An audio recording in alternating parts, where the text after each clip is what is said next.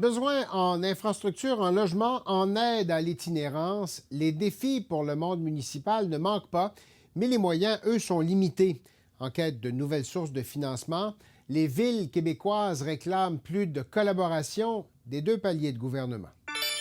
Je vous rappelle aussi qu'il y a un troisième joueur, à part des municipalités puis du Québec, qui s'appelle le fédéral. Bon, notre ami François Philippe a annoncé hier qu'il n'y aurait pas de budget avant l'automne. J'espère qu'on va au moins conclure les discussions sur l'eau. Guillaume Tremblay, bonjour. Merci d'être avec nous. Bonjour, M. Thibault. Maire de Mascouche, nouveau président de l'Union des municipalités du Québec. Félicitations pour cette élection. Si vous aviez une priorité pour ce mandat qui commence, quelle serait-elle? Clairement, la fiscalité municipale. Il faut savoir, M. Thibault, que depuis plus de 100 ans, c'est la taxation municipale pour les villes, pour les budgets municipaux, c'est l'impôt foncier. Donc, année après année, on taxe, on taxe, on taxe, on taxe. Mais au bout de la ligne, avec toutes les nouvelles responsabilités qui sont nouvelles là, depuis tant d'années, qu'on parle de tout ce qui s'appelle l'itinérance, qu'on parle du logement, bien, c'est le même impôt foncier que les villes utilisent année après année comme revenu. Donc, vous allez comprendre qu'à un moment donné, il y a comme une réalité qui nous rattrape. Et cette réalité-là, bien, comme président, le leadership que je veux mettre, c'est de revoir toute cette fiscalité municipale. Mais il y a des prédécesseurs à vous qui l'ont attaqué, cette question-là, puis qui se sont fait répondre par Québec. On va vous donner des leviers, des outils, des éléments, par exemple, sur l'immatriculation des automobiles. Donc, il y en a des éléments qui vous ont été mis entre les mains. Que vous faut-il de plus?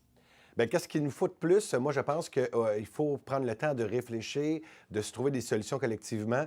Et je sais que dans le passé, ça s'est fait, mais moi, donnez-moi la chance de le faire et je vous le dis que je vais amener ce dossier-là au bout. Pourquoi? Parce que c'est une réalité de survie pour le monde municipal. On a été chercher deux sommités, la ministre Forget, Jérôme Forget et le ministre Nicolas Marceau. Pourquoi? Parce qu'on pense que ces deux-là, ça va être transpartisan. Puis on va arriver avec des solutions beaucoup plus concrètes. Puis on a eu la chance de voir l'ensemble des partis politiques de venir nous rencontrer, venir nous voir. Et je peux vous dire une chose, on a senti une grande ouverture de la part des partis de l'opposition. Puis on souhaite aussi que le gouvernement va avoir cette ouverture-là. Oui. M. Legault faisait partie de ceux que vous avez reçus la semaine dernière. L'accueil a été plutôt tiède. Pourquoi? Bien, l'accueil a été tiède. Moi, j'ai entendu beaucoup le premier ministre parler du futur rapport Jérôme Forget-Marceau. Donc, à cet égard-là, j'ai pas eu la même lecture. Puis, le monde municipal, là, c'est important de le dire, on s'en va pas là en mode de confrontation. On s'en va là vraiment en mode de collaboration parce que notre objectif, au bout de la ligne, c'est le même payeur, c'est la même personne qui paye des taxes municipales, mais qui paye aussi des impôts au fédéral et au provincial. Donc, notre objectif, c'est de travailler ensemble pour trouver les meilleures façons. Mais clairement, ça ne peut plus continuer de cette façon-là. Pour nous, on s'en va directement dans un cul-de-sac. Avez-vous l'impression qu'on vous écoute, tant du côté québécois que du côté fédéral? Au Québec, évidemment, c'est particulier parce que votre interlocuteur principal, c'est beaucoup la province. Êtes-vous écouté? Écoutez, est-ce que ça peut être amélioré, l'écoute? Je pense que oui, mais je sens qu'on s'en va dans cette tangente-là. Je sens sincèrement que le monde municipal est mobilisé comme jamais.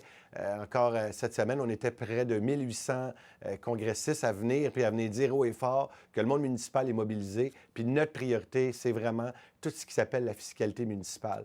Vous avez parlé tantôt de relations Québec-municipalité, mais Québec aussi Canada face aux municipalités. Il faut savoir, présentement, il y a 1,3 milliard de dollars qui dort à Ottawa à cause des liens entre Québec et Canada. Puis au bout de la ligne, c'est qui est en otage? C'est les villes. Puis au détriment de tout ça, c'est les citoyens et citoyennes de nos villes au Québec.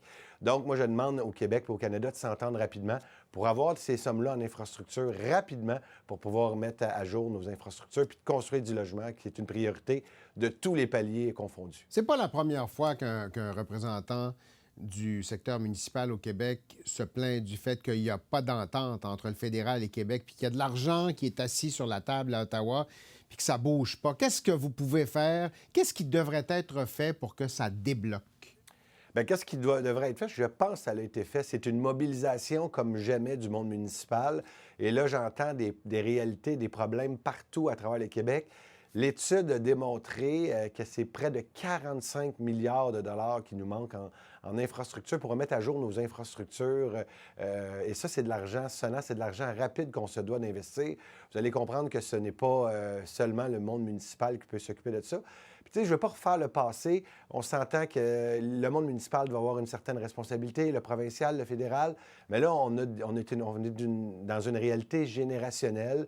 Il faut prendre le baluchon, tout le monde ensemble, puis dire qu'on va affronter cette problématique-là. Mais c'est le monde municipal qui vit avec ces réalités, ces problèmes-là.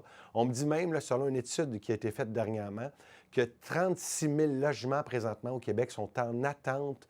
Pourquoi? Parce qu'on n'a pas les infrastructures pour les développer, donc on n'a pas l'eau devant les terrains pour développer ces terrains-là. C'est pareil si demain matin, je vous dirais que la ville de Drummondville n'existe pas. Donc, c'est 36 000 logements qui peuvent être levés demain matin. Le nouveau ministre responsable du logement fédéral, c'est un ancien maire, M. Gregor Robertson, maire de Vancouver.